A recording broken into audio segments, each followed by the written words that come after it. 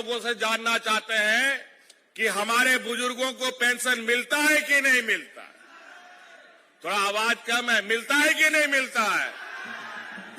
हमारी विधवा महिलाओं को पेंशन मिलता है कि नहीं मिलता।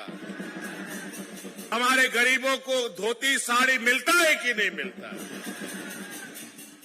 इतना जोर से लोग चिल्ला रहा है, फिर भी एक आदमी अलग भोंपू बजाए हुए घूम रहा है। कई जगह के गरीब गुरबा लोगों का समस्या उसी पंडाल में तुरंत हो जा रहा है। किसी को पेंशन मिल रहा है, किसी को सावित्रीबाई फुले की योजनाएं मिल रही हैं, बच्चियों को साइकिल खरीदने के लिए पैसे दिए जा रहे हैं, कई तरीके की योजनाएं। और वहीं हमारे विपक्ष लोग लगे हैं कि इस सरकार से कोई उम्मीद नहीं। मैं आप लोगों से जानना चाहता हूं, वर्तमान सरकार से आप लोग खुश हैं कि नहीं? हम आप लोगों से जानना चाहते हैं कि हमारे बुजुर्गों को पेंशन मिलता है कि नहीं मिलता है। थोड़ा आवाज कम है, मिलता है कि नहीं मिलता है। हमारी विधवा महिलाओं को पेंशन मिलता है कि नहीं मिलता। हमारे गरीबों को धोती साड़ी मिलता है कि नहीं मिलता। बताओ, इतना जोर से लोग चिल्ला रहा है, फिर भी एक आदमी अलग भोंपू बजाए हुए घूम रहा है। अजीब हालत। खैर कोई बात नहीं, इसका मतलब है कि उसकी बातों पर ध्यान नहीं देना है। आप लोग भी मत दीजिए और आपके भरोसे हम भी नहीं देंगे। तो इसलिए हमें अपना काम करना है। 2021 में हम लोगों ने पहला गठरी बांध करके आपकी योजना, आपकी सरकार, आपकी द्वार कार्यक्रम प्रारंभ किया था। उस समय बहुत जगहों पर सड़क नहीं, पुल नहीं, पुलिया नहीं, मंत्री, विधायक, डीसी, एसपी ट्रैक्टर में कुर्सी रख करके बैठ के जा रहा था। कोई बैलगाड़ी में जाता था, कोई मोटरसाइकिल में जाता था। लेकिन पंचायतों में, आपके दरवाजे में जो बीडीओ, सीओ कर्मचारी कभी जाता नहीं था, अपना ब्लॉक कार्यालय का कंप्यूटर, लैपटॉप और प्रिंटर उठा करके शिविरों में बैठा हुआ था। पहला चरण में लगभग 35 लाख आवेदन हमको मिला। उसी प्रकार 2022 में हम लोगों ने दूसरा चरण का शिविर प्रारंभ किया। उस शिविर के माध्यम से 55 लाख आवेदन मिले और ये अब 2023 का तीसरा चरण का शिविर अभी हम लोगों ने कल प्रारंभ किया। और हमारा देखा देखी कई राज्यों ने सरकार आपके द्वार की इस तरीके की योजनाएं बनाकर प्रारंभ किए। कई राज्य तो हमसे भी तेज, उन लोग तो साल में 2-2, 3-3 शिविर लगा दे रहा है। क्योंकि मुझे लगता है कि शिविर के माध्यम से जो हम लोगों को, हमारे ग्रामीणों के समस्याओं के बारे में जो सूक्ष्म जानकारी प्राप्त हो रही है, वो पदाधिकारी पहले कभी नहीं देते थे। पहला चरण का शिविर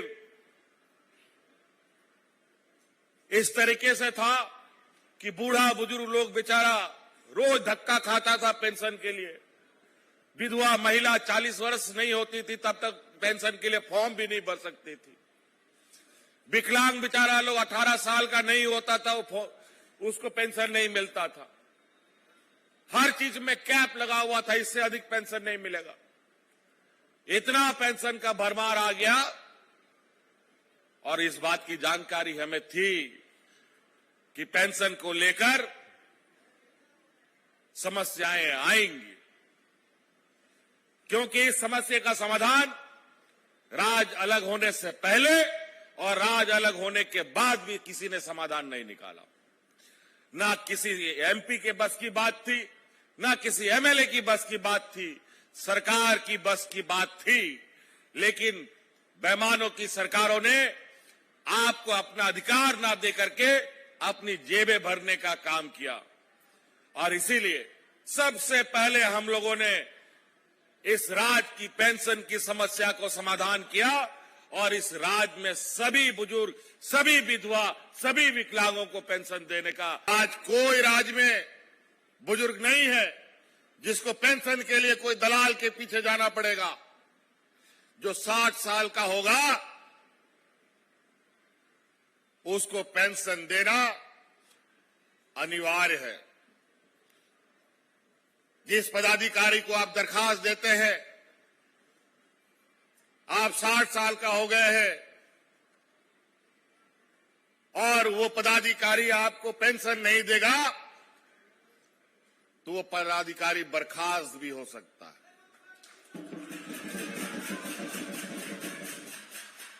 इसीलिए ये अब दलालों का चक्कर खत्म। पेंशन को लेकर एक गरीब गुरुआ का सबसे बड़ा जरूरत होता है रोटी, कपड़ा और मकान।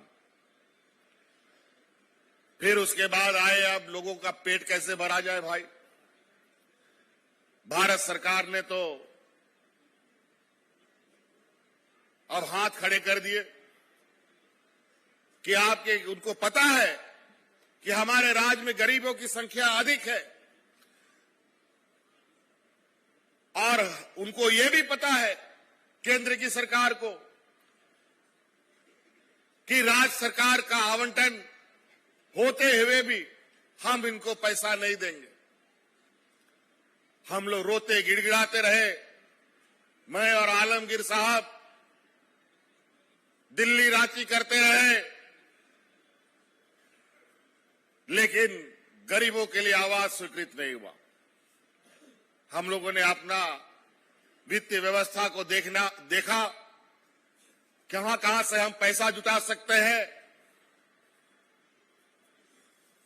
उन सब को ध्यान में रखकर हम लोगों ने इस राज्य में सरकार अपने बदौलत, अपने ताकत के बदौलत 20 लाख अतिरिक्त राशन कार्ड जो हरा रंग का है वो गरीबों के बीच में बांटने का काम किया और उससे हम लोग अनाज दे रहे हैं। और अनाज भी कैसा सौतेला व्यवहार करता है ये लोग गरीब गुरुआ लोगों के साथ, आदिवासी, दलित, पिछड़ा, अल्पसंख्यकों के साथ। इससे स्पष्ट होता है, हमको लगा कि हम सरकारी दुकान से सामान खरीदेंगे तो थोड़ा सस्ता मिलेगा।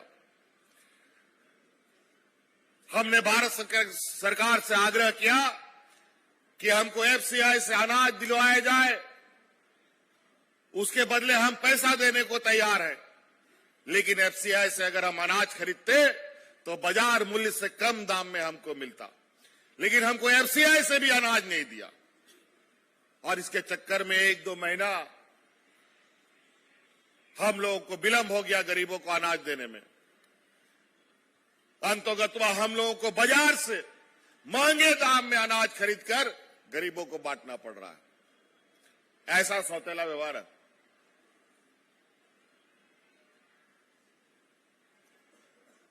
अब उसके बाद ये हुज्जतें होने लगी। खैर कोई बात नहीं, इसका मतलब है कि उसकी बातों पर ध्यान नहीं देना है। आप लोग भी मत दीजिए और आपके भरोसे हम भी नहीं देंगे।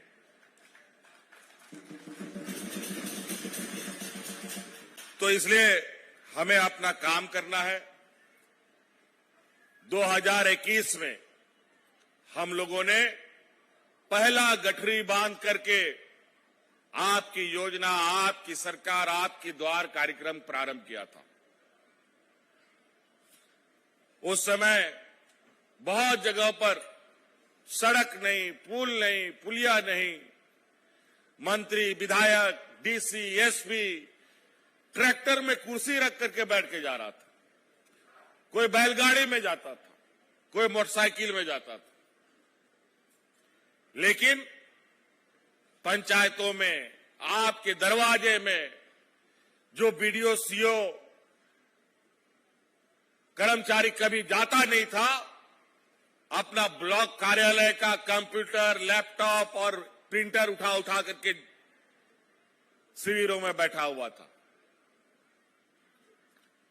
पहला चरण में लगभग 35 लाख आवेदन हमको मिला। उसी प्रकार 2022 में हम लोगों ने दूसरा चरण का शिविर प्रारंभ किया। उस शिविर के माध्यम से 55 लाख आवेदन मिले और ये अब 2023 का तीसरा चरण का शिविर अभी हम लोगों ने कल प्रारंभ किया। और हमारा देखा देखी कई राज्यों ने सरकार आपके द्वार के इस तरीके की योजनाएं बनाकर प्रारंभ किए। कई राज्य तो हमसे भी तेज, उन लोग तो साल में 2-2, 3-3 शिविर लगा दे रहा है, क्योंकि मुझे लगता है कि शिविर के माध्यम से जो हम लोगों को हमारे ग्रामीणों के समस्याओं के बारे में जो सूक्ष्म जानकारी प्राप्त हो रही है, वो पदाधिकारी पहले कभी नहीं देते थे। पहला चरण का शिविर इस तरीके से था कि बूढ़ा बुजुर्ग लोग बेचारा रोज धक्का खाता था पेंशन के लिए। विधवा महिला 40 वर्ष नहीं होती थी तब तक पेंशन के लिए फॉर्म भी नहीं भर सकती थी। विकलांग बेचारा लोग 18 साल का नहीं होता था, उसको पेंशन नहीं मिलता था।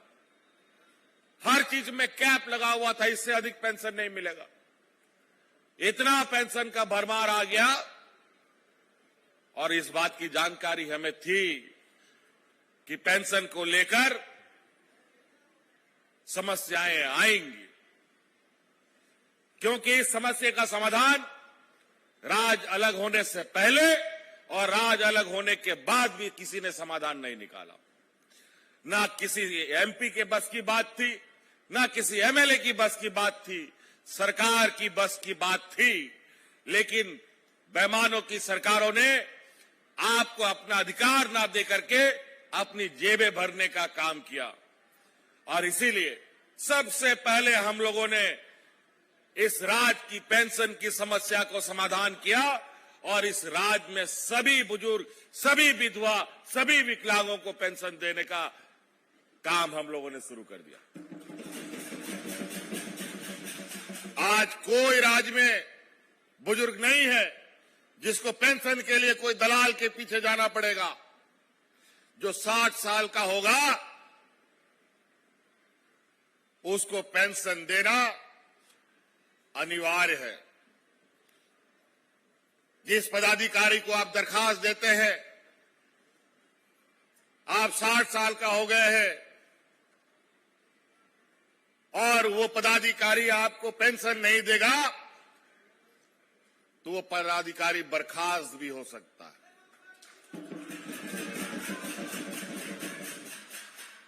इसीलिए ये अब दलालों का चक्कर खत्म। पेंशन को लेकर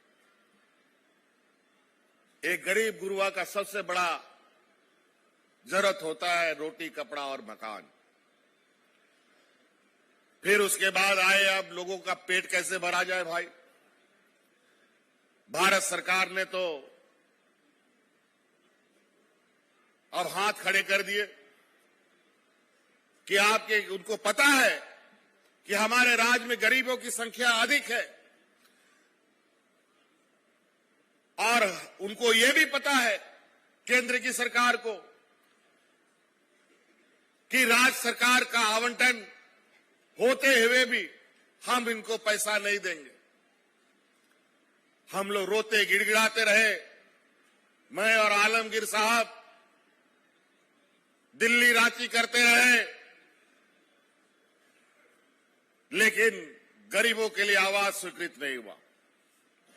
हम लोगों ने अपना वित्तीय व्यवस्था को देखा कहां से हम पैसा जुटा सकते हैं।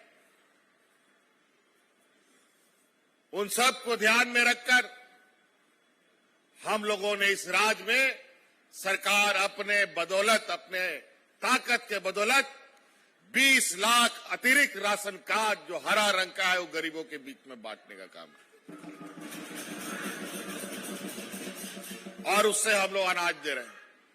और अनाज भी कैसा सौतेला व्यवहार करता है ये लोग गरीब गुरुआ लोगों के साथ, आदिवासी, दलित, पिछड़ा, अल्पसंख्यकों के साथ। इससे स्पष्ट होता है, हमको लगा कि हम सरकारी दुकान से सामान खरीदेंगे तो थोड़ा सस्ता मिलेगा। हमने भारत सरकार से आग्रह किया कि हमको एफसीआई से अनाज दिलवाया जाए, उसके बदले हम पैसा देने को तैयार हैं। लेकिन एफसीआई से अगर हम अनाज खरीदते तो बाजार मूल्य से कम दाम में हमको मिलता, लेकिन हमको एफसीआई से भी अनाज नहीं दिया और इसके चक्कर में 1-2 महीना हम लोगों को विलंब हो गया गरीबों को अनाज देने में। अंतोगत्वा हम लोगों को बाजार से महंगे दाम में अनाज खरीदकर गरीबों को बांटना पड़ रहा है। ऐसा सौतेला व्यवहार है।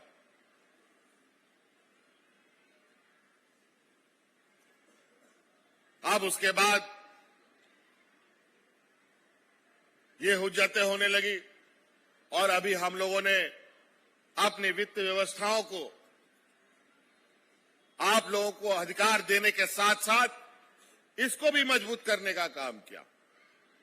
अलग अलग जगहों पर बड़ी बड़ी कंपनियों का बकाया, अलग अलग संस्थाओं में हमारा पैसा ढांप के रखा हुआ, उन सब पैसे को निकाल के लाना, जिसके वजह से आज बुजुर्गों को हम पेंशन सभी बुजुर्गों को दे पा रहे हैं।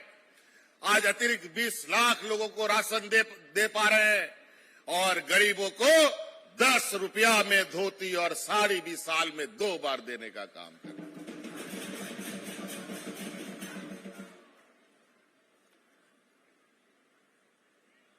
ये तो रोटी कपड़ा का बात हो गया। अब मकान की बात, मकान में भी यही हुज्जत हुआ। मकान में भी केंद्र सरकार ने हाथ खड़े कर दिए। फिर हमने भी कहा चलो कोई बात नहीं, गरीब को भीख मांगने से बेचारा नहीं मिलता है कभी भी, लेकिन अब गरीब तो इस राज्य का हम लोग का सब गरीब मजदूर लोग ही है। सरकार भी उसी तरीके का बेचारा। यहां पर कोई अदानी अंबानी की सरकार नहीं बैठी, यहां पर तो यह सामने बैठे मजदूर, किसान, आदिवासी, दलित, पिछड़ों की सरकार है। वैसा ही व्यवहार हम लोग के साथ भी करता है। लेकिन इतना जरूर है कि यह सरकार है और सरकार को अपना हक, अधिकार और गरीबों को सेवा कैसी करनी है ये भी हमें बहुत अच्छी तरीके से पता है, और अधिकार भी कैसे लेना है, व्यवस्थाएं कैसे मजबूत करनी है ये भी हमें पता है। और आज आवास को लेकर जो हम लोगों ने चुनाव के पहले कहा था कि हम मुर्गी खाना बना के नहीं देंगे, हम इंसानों को रहने वाला मकान बना के देंगे, और उसी के तहत हम लोग आबुआ आवास योजना का नया योजना बना करके 3 मकानों का सुसज्जित आवास देने की हम लोगों ने कार्यक्रम को चालू किया है। आज उसके तहत यहां पर काउंटर लगे हैं और जो मुझे जानकारी मिली है कि आज आवास के काउंटर में सबसे अधिक भीड़ देखे जा रहे हैं। पेंशन के काउंटर में भी इतना भीड़ नहीं है जितना आवास का काउंटर में भीड़ चल रहा है। आवास का आवेदन देने के लिए मैं पदाधिकारियों से कहना चाहूंगा कि इतना ज्यादा तादाद में भीड़ों की संख्या देखते हुए आप सब लोग एक और काउंटर आवास का बनाने का काम करें ताकि ग्रामीणों के लिए और सहूलियत से अपना सरकार को जमा कर सकें। 2 काउंटर लगाइए ताकि ग्रामीणों को असुविधाएं न हो। और आज लगभग 8 लाख गरीबों को आवास देना है। इसके लिए 16-17 हजार करोड़ से अधिक खर्चा आएगा। लेकिन हम जो कहते हैं वो करते हैं और इसी वादे को पूरा करने के लिए हम लोगों ने अब अपने पैसे से बचे हुए जो गरीब है इनको आवास देने का काम प्रारंभ होने जा रहा है। कालाजार का बीमारी आप सब लोगों ने सुना है। कालाजार ये गरीबों का बीमारी है, अमीरों को ये बीमारी नहीं होता है। क्यों? क्योंकि गरीब का घर टूटा फूटा होता है और उसी टूटे फूटे घर की वजह से, घर में गंदगी होने की वजह से ये बीमारी फैलती है।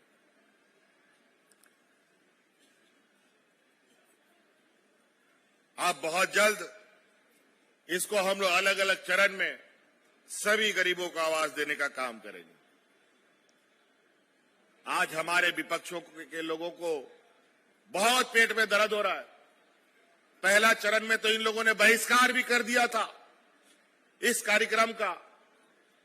जब दूसरा चरण का हम लोगों ने ये शिविर लगाया तो चोरी छुपे कई हमारे विपक्ष का नेता भी मंच में पहुंचने लगा, क्योंकि उसके भी तो गरीब लोगों को आवास देना है, उनके गरीबों को भी तो पेंशन देना है। और अब जब ये तीसरा चरण का कार्यक्रम चल रहा है तो हमारे पीछे पीछे एक और फौज लग गया है कि जो हम काम करके दिखा रहे हैं उस पर मिट्टी डालने का काम करो। कोई बात नहीं, ये लोग जो मिट्टी डालने का काम कर रहे हैं कल वो उसी मिट्टी में लटपटा के रह जाएंगे, चिंता मत कीजिए। हम लोग अपना काम करते रहे। आज चारों तरफ से ये खबर आ रही है कि हम लोग अलग अलग शिविरों में किसका क्या क्या काम तुरंत वहीं पर ऑन द स्पॉट हो गया। लोग कितने उत्साहित हैं आज इस शिविर के माध्यम से आपको लग रहा होगा। अभी कई चीजें करनी है, अभी तो शुरुआत है। सरकार को 5 साल होता है, पौने 2 साल के लगभग तो हम लोग कोरोना में ही लथपथ थे। कोरोना का दिन आपको याद है किस तरीके से इन लोगों ने देश को अव्यवस्थित कर दिया था, अचानक लॉकडाउन कर दिया, हम लोगों को भी ताला बंद करने का आदेश देना पड़ा। सबको घर के अंदर में अपने ही घर में आपको ताला बंद करके रहना पड़ा। और वही हमारे मजदूर जो अलग अलग राज्यों में फंसे थे वो सारे मजदूर बेचारे जहां का तहां फंसे रह गए। लेकिन इस देश की पहली ये सरकार है जहां अपने मजदूरों को हवाई जहाज से ढो ढो करके अपने घर तक पहुंचाने का काम किया था। उस समय भी चुप नहीं बैठे थे। और इसी कोरोना काल ने हमारे 2 मंत्री को निगल लिया।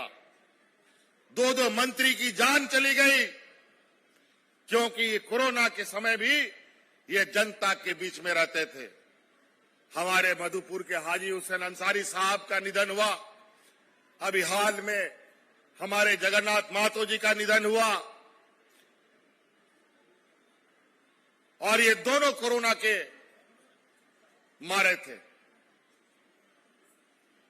और हमारे विपक्ष के लोग घर में दुबक के बैठे हुए थे। जब कोरोना भाग गया अब इधर पूरा कुर्ता झाड़ के बाहर निकले पड़े हैं। और जहां हमारे विरोधियों की सरकार है वहां पर तो लोग ऐसे मर रहे थे मानो मुर्गियां मर रही हो कोई बीमारी से। उनको दफन करने के लिए मिट्टी कम पड़ गया, जलाने के लिए लकड़ियां कम पड़ गई और मृत शरीर को यूं ही जमीनों में छोड़ के भाग जाते थे जहां चील कौवे कुत्ते खा जा रहे थे। आप लोगों ने ये खबरों को पढ़ा था। लेकिन उस कोरोना में भी झारखंड में कोई अफरा तफरी हमने नहीं होने दिया और एक भी गरीब मजदूर को मरने नहीं दिया।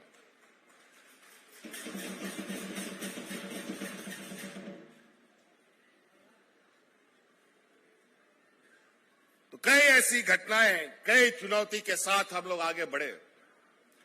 अभी देखिए सावित्रीबाई फुले योजना अपनी बच्चियों के लिए मॉडल स्कूल, प्राइवेट स्कूल के तर्ज पर चलाने का संकल्प के साथ अभी आपके जिले में तो शायद 3 मॉडल स्कूल बन भी गया है और उन स्कूलों में जो शिक्षक आ रहे हैं, अभी जो शिक्षक बहाली होगी पूरे प्राइवेट स्कूल के लिए, जो आप हमारे गरीब गुरुआ लोग सोचता था कि प्राइवेट स्कूल में हमारा बच्चा पढ़ेगा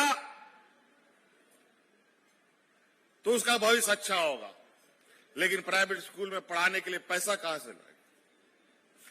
तो हमने ये सोचा क्यों नहीं सरकार ही प्राइवेट जैसा स्कूल बनाए और उसे व्यवस्था खड़ा करे और हमारे गरीब गुरुआ के लोग के बच्चे मुफ्त पढ़ेंगे। आज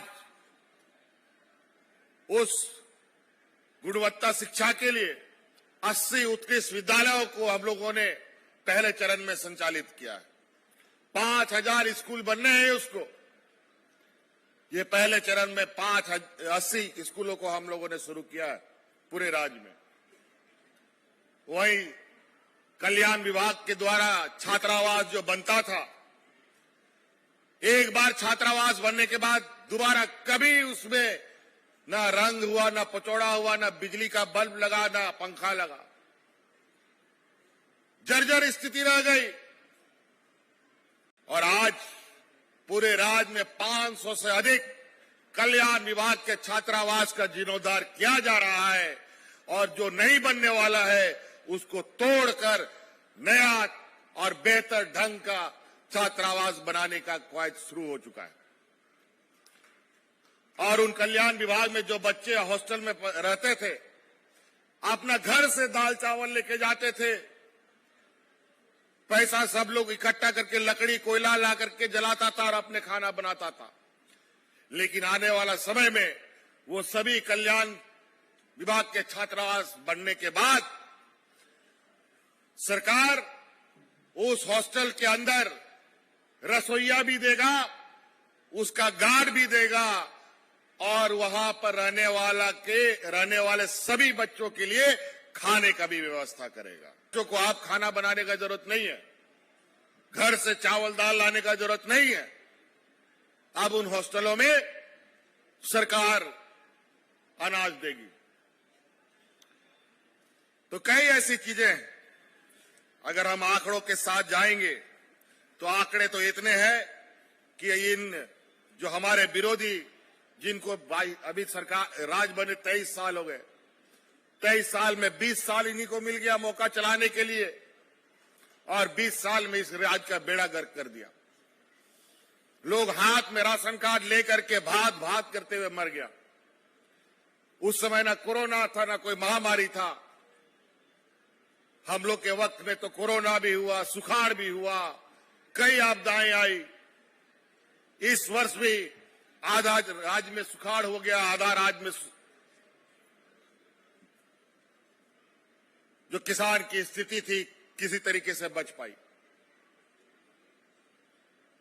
जब काम इतनी तेजी से देखते हुए और अपने अधिकार के लिए भी लड़ते हुए सरकार की मंशा को देखा तो इन लोगों ने, हमारे विपक्षियों ने षड्यंत्र रचना शुरू कर दिया। तरह तरह के अफवाहें, तरह तरह के झूठे आरोप, लांछन आने का इन लोगों ने काम किया। इन लोगों का क्या योगदान है इस राज्य के लिए?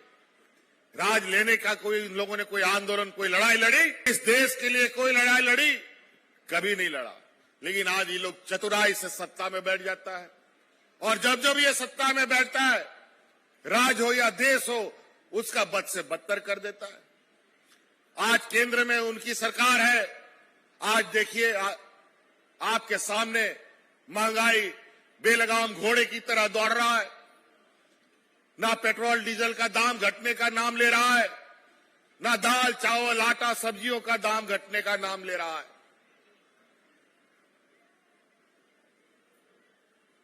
और मुफ्त में जो सिलेंडर इन लोगों ने बांटा था, वो सिलेंडर बेचारा जिसको मिला वो दोबारा भरने का औकात नहीं रख रहा है। बेचारा उस सिलेंडर को किनारे घर में कोना में रख दिया, उसके ऊपर एक खांचा रख करके उसमें उल्टे सीधे सामान रख करके उसको कूड़ादान बना दिया। यह स्थिति है गैस सिलेंडर का। और अभी जब जहां जहां चुनाव हो रहा है, वह जिस तरीके से 15 लाख आपके खाते में आएंगे, आपके जेब में आएंगे, आपका बक्सा में आ जाएगा, बोल बोल करके लोगों को ठगा, इसी तरीके से जो 1200 का गैस सिलेंडर है, जहां जहां विधानसभा हो रहा है, वहां लोगों को रिझाने के लिए बोलता है कि 400 450 रुपए में सिलेंडर देंगे सरकार आएगी तो। अरे वाह, क्या कमाल है। केंद्र की सरकार बोलता है फलना राज्य में 400 देंगे, लेकिन देश में 1200 रुपया में देंगे। ये क्या तरीका है जी? ये किस तरीके से झूठा घोषणा है? ये कोई नया जुमला है?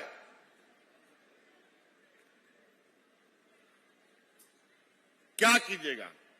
इन लोगों का स्कूल ही उसी तरीके का है। उनके स्कूलों में झूठ ही और झूठ, कितना मजबूती से झूठ बोल पाओ, इसी की ट्रेनिंग इनको होती है।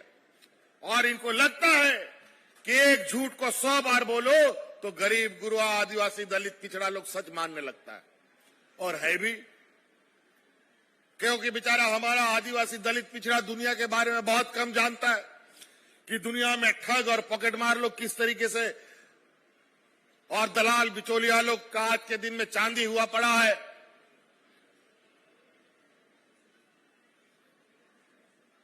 और वही लोग हैं झूठों का पूरा कुनबा, पूरा देश में झूठ फैलाओ और भावनात्मक चाल चल करके, हिंदू मुस्लिम करके, जात धर्म करके, अगड़ा पिछड़ा करके, आदिवासी गैर आदिवासी, हिंदू मुस्लिम, यही करके सबको लड़वा दो।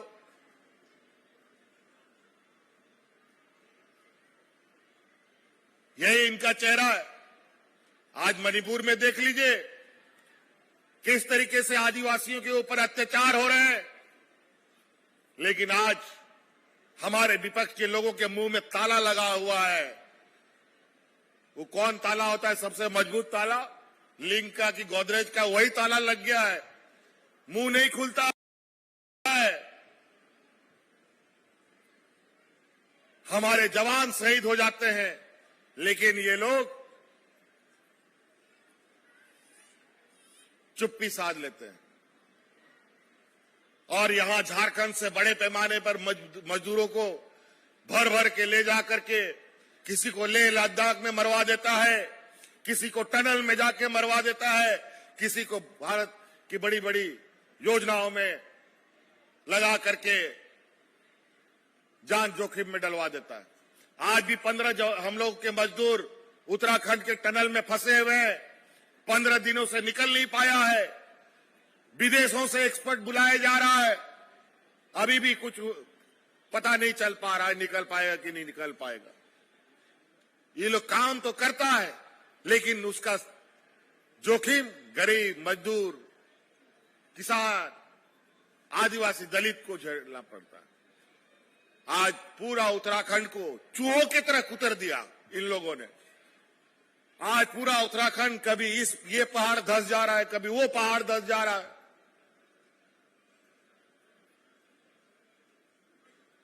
कोई सुरक्षा मानकों का पालन नहीं होता है।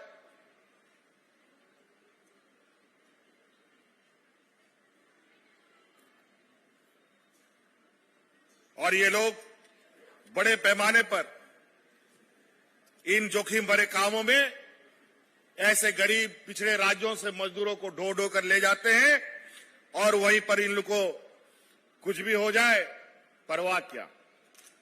चलो बलि चढ़ गया। वही हालत हुआ था कोरोना में लॉकडाउन करने का। लॉकडाउन तो कर दिया, लेकिन वो मंजर भारत के इतिहास में काले अध्याय के रूप में लिखा जाएगा। इस कोरोना के लॉकडाउन ने महिलाओं को सड़क में बच्चा पैदा करने के लिए, जन्म देने के लिए मजबूर कराया। लोगों को चलते चलते दम तोड़ जाने चली गई। ट्रेनों में लोग कट के मर गए, लेकिन सरकार के कान में जूं तक नहीं रहेगा।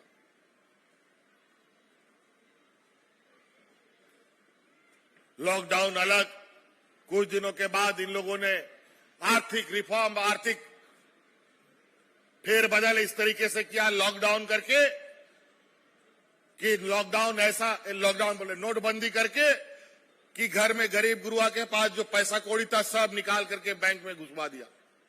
सब लोग लाइन में लग गया। लेकिन नतीजा क्या हुआ? 2000 नोट छापने के बाद भ्रष्टाचार क्या घटा? अगर भ्रष्टाचार घटा तो 2000 नोट को दोबारा तुम लोगों ने बंद क्यों किया? कहीं ना कहीं ये 2000 नोट छापने के पीछे भी इनकी गलत मंशा थी। इनके अपने व्यापारी मित्रों को फायदे पहुंचाने का एक बृहद योजना था। महंगाई ऐसा कि आज आलू प्याज के लिए भी लोगों को सरकारी दुकान में लाइन लगाना पड़ता है। यह स्थिति है। इस देश के लोगों को तो लाइन में ही लगवा के खत्म कर दिया इनका पूरा जिंदगी। गरीब और करेगा क्या? इसीलिए सही और गलत को पहचानने के लिए 5 साल में एक बार आपको मौका मिलता है, लोकसभा और विधानसभा में। इस देश के अंदर आदिवासी दलित जो रिजर्व सीट है, लगभग 131 सीट है लोकसभा में। अगर इस देश का आदिवासी दलित एक हो जाए, अल्पसंख्यक एक हो जाए, तो भारत सरकार इस देश के आदिवासी दलित पिछड़ों की सरकार बनेगी, ना कि इन बेईमानों की सरकार।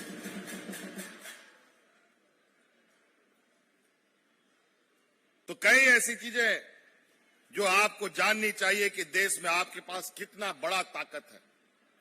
लेकिन कुछ लोग बड़े चतुराई से हमारे लोगों को बहला फुसलाकर चुनाव के समय अपना फायदा तो कर लेते हैं, लेकिन सरकार में आने के बाद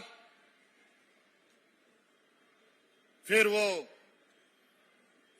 किस गुफा में चले जाते हैं, खोजने से भी नहीं मिलता। हम लोग तो ये आपके योजनाओं को देखने आए हैं कि इस योजना में लोग आ रहे हैं कि नहीं आ रहे हैं, कर्मचारी लोगों को सहयोग कर रहे हैं कि नहीं कर रहे हैं।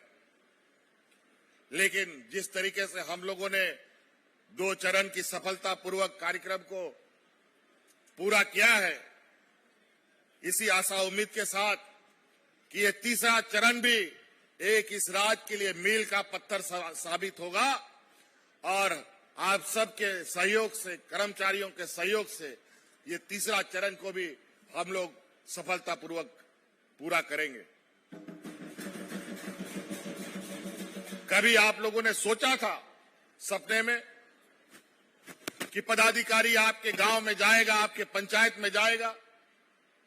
कोई नहीं सोचता था।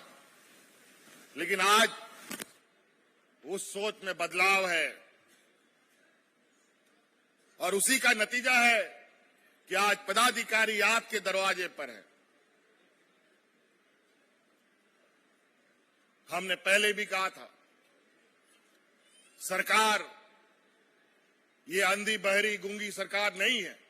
इस सरकार के आंख नाक कान भी है, संवेदनशीलता भी है और आज उसी का परिणाम है कि आज इस राज्य में लगभग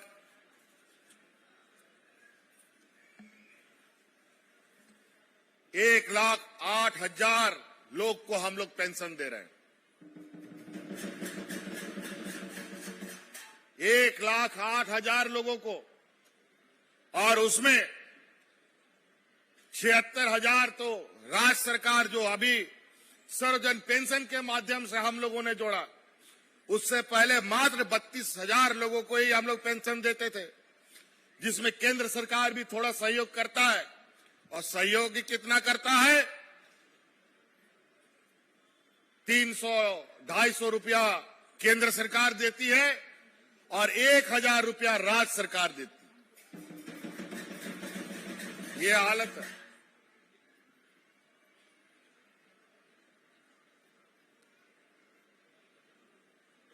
तो आज इन शिविरों के माध्यम से आज रोजगार का भी, नौकरियां भी, नियुक्तियां भी बहुत तेजी से निकल रहा है। शिक्षकों की बहालियां भी निकलने जा रही है। कई जेसीसी, जेपीएससी के माध्यम से बहाली हुई भी है, अभी हो भी रहे हैं। अभी कुछ डॉक्टरों की भी हम लोगों ने नियुक्ति किया है, अभी उनको भी नियुक्ति पत्र देना है अभी कुछ दिनों में। तो हमारे पढ़े लिखे नौजवानों के लिए नियुक्ति की लाइन लगी हुई है। जो पढ़े लिखे हैं वो नौकरियों में जाएंगे, जो कम पढ़े लिखे हैं, नहीं पढ़े लिखे हैं, उसके लिए भी हम लोगों ने मुख्यमंत्री रोजगार सृजन योजना हम लोगों ने बनाया है। किसानों के लिए बिरसा हरित ग्राम योजना बनाया है। फूलो झानो आशीर्वाद योजना महिलाओं के लिए बनाया है। और हमारे होनहार बच्चे जो उच्च शिक्षा के लिए विदेशों में भी जाना चाहते हैं, उन बच्चों के लिए भी मरांग गोंके स्कॉलरशिप हम लोग चला रहे हैं, जिसके माध्यम से विदेश में हमारे बच्चे पढ़ने जा रहे हैं। और मुझे जो जानकारी मिली है कि साहिबगंज का भी एक लड़का विदेश गया था पढ़कर, वो पढ़ के वापस आया है और शायद यहां भी उनको बुलाया गया है। कई बच्चे तो विदेश में ही नौकरी पा लिया है। इसीलिए हमारे अपने बच्चों को पढ़ाई के प्रति भी आप लोगों को कोई कसर नहीं छोड़ना है। हर हाल में बच्चों को पढ़ाइए। अभी हम लोग गुरुजी क्रेडिट कार्ड हम लोग दे रहे हैं 10वीं पास से ऊपर के बच्चों को, कि जब उसकी 12वीं पढ़ाई पूरी हो जाएगी और आगे जब इंजीनियर, डॉक्टर, वकील और कोई भी बढ़िया डिग्री करना चाहता है, उस डिग्री के लिए और उस डिग्री को प्राप्त करने के लिए जो पढ़ाई का खर्चा है, उसके लिए जो आर्थिक सहायता होगी, सरकार उसको पूरा खर्चा देगी, उतना चार्ज ना देगी। आज के दिन में मेडिकल की पढ़ाई बहुत महंगा हो गया, इंजीनियर की पढ़ाई बहुत महंगाई होती है। गरीब, आदिवासी, दलित, पिछड़ा का बच्चा कहां पढ़ पाता है बेचारा। वो स्थानीय डिग्री कॉलेज में अगर ग्रेजुएट हो जाए, यही बहुत बड़ी बात है। लेकिन हम लोग इसके ऊपर आगे सोचकर आगे चल रहे हैं कि डिग्री तो डिग्री, बल्कि क्वालिटी एजुकेशन भी बच्चों को मिले। इसीलिए हम लोगों ने गुरुजी क्रेडिट कार्ड के फॉर्म का भी स्टॉल यहां लगाया है। 12वीं पास के बाद आपको 4 लाख, 5 लाख, 10 लाख जो भी सहायता राशि चाहिए, सरकार आपको उपलब्ध कराएगी। और कोई गारंटी की जरूरत नहीं है, उसमें आपको कोई गारंटर की जरूरत नहीं है, सरकार आपका गारंटर बनेगा। और ऐसा नहीं है कि कल पैसा मिलेगा तो परसों से आपको सरकार को देना है। जब तक आपका पढ़ाई का कोर्स का साल होगा, 4 साल हो या 5 साल का कोर्स होगा, अगर 4 साल का कोर्स है तो 5 साल तक आपको पैसा नहीं देना होगा। 6ठा साल के बाद थोड़ा थोड़ा करके सरकार को पैसा होगा। जब आपको नौकरी मिल जाएगा। तो इस तरीके से कई सारी चीजें मैं भूल जा रहा हूं और अचानक याद आ रही है तो आपको बता रहा हूं। लेकिन आप इस शिविरों में आइए, सभी बातें लिखी हुई है कि सरकार आपके लिए क्या क्या कर रही है। ये सरकार इस राज्य के मूलवासी आदिवासियों की सरकार है। यहाँ के आदिवासी, दलित, मजदूर, किसान तबके के लोगों की सरकार है। आपके तकलीफों के बारे में हमें भली भांति जानकारी प्राप्त है। आज आपके साथ साथ हमारे सरकारी कर्मचारियों को भी विगत 20 वर्षों तक हमारे कर्मचारियों को यह बात सिखाया ही नहीं गया।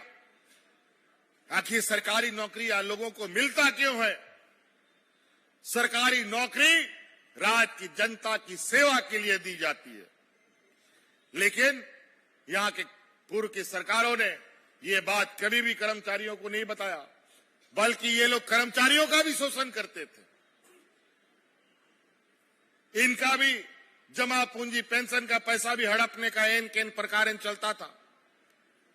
आज हम लोगों ने सरकार को भी, सरकार के कर्मचारियों को भी, सरकार के पदाधिकारियों को भी ये बताया है कि रांची में बैठे पदाधिकारी आप बाबरची के भूमिका में है और जिला में बैठे हुए पदाधिकारी आप होटल का वेटर के बराबर के रूप में है। यहां खाना बनेगा, खाना गरीबों को परोस कर देने का काम सरकारी कर्मचारियों का है। तो इसलिए आपको जो भी सरकारी योजनाएं हैं वो गरीबों तक पहुंचाना आपका दायित्व है, आपका कर्तव्य है, आपकी जिम्मेवारी है। उसी के लिए तनख्वाह सरकार देती है। और आज कर्मचारियों का भी मनोबल बढ़ाते हुए, उनका पुराना पेंशन स्कीम लागू करते हुए उनको भी उत्साहवर्धक बनाया है हम लोगों ने। और आज वही कर्मचारी आज जो कभी गांव नहीं गया, आज वो गांव-गांव जाकर के आपके बीच में खड़ा है। तो जैसा मास्टर होगा वैसे ही ना विद्यार्थी भी लोग होगा। वही हाल था पहले। और आज उल्टे सीधे झूठा आरोप लगा करके लोगों को गुमराह किया जा रहा है कि हेमंत सोरेन ईडी सीबीआई से डरता है। अरे भाई, अगर गलत किया है तो हमको बांध करके ले जाओ ना, फांसी पे चढ़ा दो। कौन मना किया है? जरा बांध के दिखाओ, सजा दे के दिखाओ। तुम लोगों की गीदड़ भभकी हम लोगों ने सदियों से सुना है, हमारे पूर्वजों ने सुना है और हम सुन रहे हैं। ये कोई नई बात नहीं है। आप लोगों से भी निपटना हमें आता है। समय आने दीजिए, इसका जवाब सरकार भी देगी और इस राज्य की 3.25 करोड़ जनता भी देगी। 23 साल बुजुर्गों को आप लोगों ने रुलाया है। 23 साल इस राज्य के विधवाओं को रुलाया है। 23 साल इस राज्य के विकलांगों को रुलाया है। गरीबों का शोषण किया है। उनके आंसू पोंछने के बजाय उन पर कोड़े बरसाने का काम किया है। आज ये सरकार आंसू भी पोंछती है और सुख दुख में यहाँ के गरीबों के साथ हमेशा कोई सरकार के रूप में हो, कर्मचारी के रूप में खड़ा रहता है। तो इसलिए और बहुत ज्यादा नहीं कहते हुए अभी और भी आगे जाना है। अचानक शाम हो जाती है। आजकल ठंड का समय भी है। आप लोग को और भी कार्यक्रम है।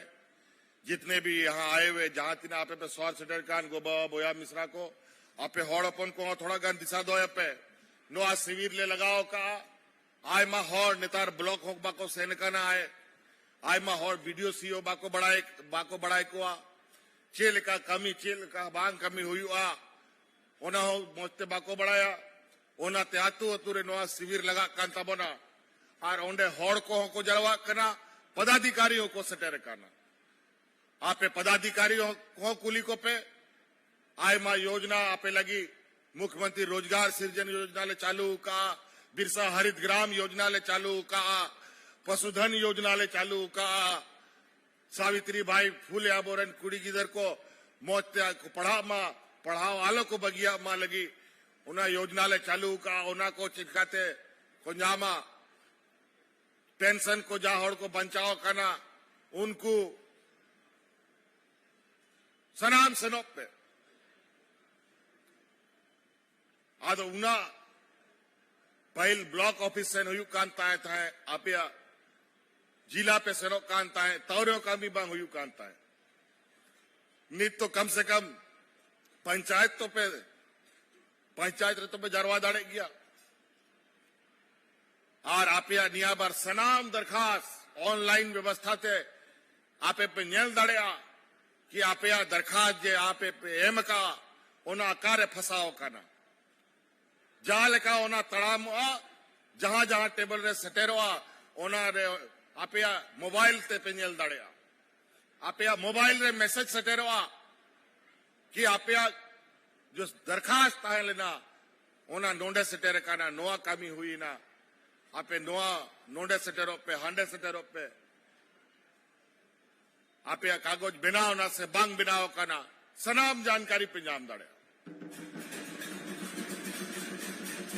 तो इसलिए निया के मेन कहते कथा मुझे दा आड़ी सराव आरामी दाओ। एक बार फिर से आप सबको मेरी ओर से बहुत बहुत धन्यवाद। सबको जोहार।